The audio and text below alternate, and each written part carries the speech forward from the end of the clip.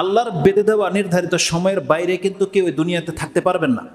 তোমার মৃত্যু যেই দিন লেখা আছে, যেই মুহূর্তে, কিন্তু ওই মুহূর্তটা যদি এসে যায়, বান্দার 1 সেকেন্ডও দেরি করা হবে না। আল্লাহ যদি আরেকটু সময় আমাকে দেন, তার খারাপ ইচ্ছা থাকবে না, ভালো ইচ্ছার জন্যই বলবে একটু সময় আল্লাহ আমাকে দেন, আমি একটু সাদকা করে আসি, আমি একটু ভালো কিছু করে আসি।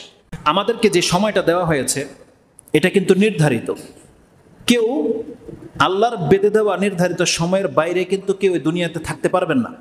এবং আল্লাহ সুবহানাহু ওয়া তাআলা যাকে যেইভাবে রেখেছে আপনি অতটাই পাবেন, এর বাইরে নয়।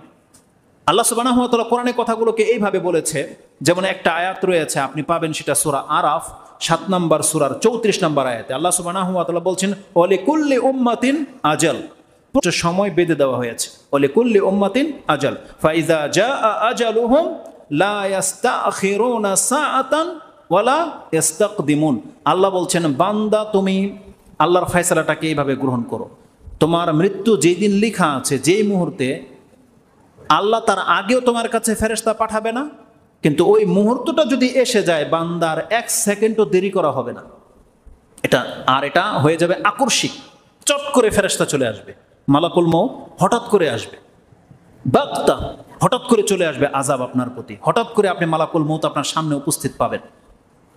আল্লাহ সুবহানাহু ওয়া তাআলা বলছেন, সেই সময় যদি কোনো ব্যক্তি আল্লাহর কাছে অপশনও চায়, রাব্বি লাউলা আখারতানি ইলা আজালিন কারিব, আল্লাহ যদি আরেকটু সময় আমাকে দেন, আরেকটু সময়, তখন তার খারাপ ইচ্ছা থাকবে না, ভালো ইচ্ছার জন্যই বলবে লাউলা আখারতানি ইলা আজালিন কারিব ফাআসাদ্দাক ওয়া আকুম মিনাস সালিহিন, আল্লাহ আমি সাদকা করতাম এবং আমি একেবারে সৎ কর্মশীল ব্যক্তি হয়ে আপনার সামনে আল্লাহ উপস্থিত হতাম, আমার একটু সময় শুধু দেন। আল্লাহ বলছেন, ওয়ালা ইউআখিরুল্লাহু নাফসান ইযা জাআ আজালুহা, আল্লাহ বলছেন কোন ব্যক্তির সেই সময়টা যখন চলে আসবে, সামান্য একটু সময় তাকে ছাড় দেওয়া হবে না।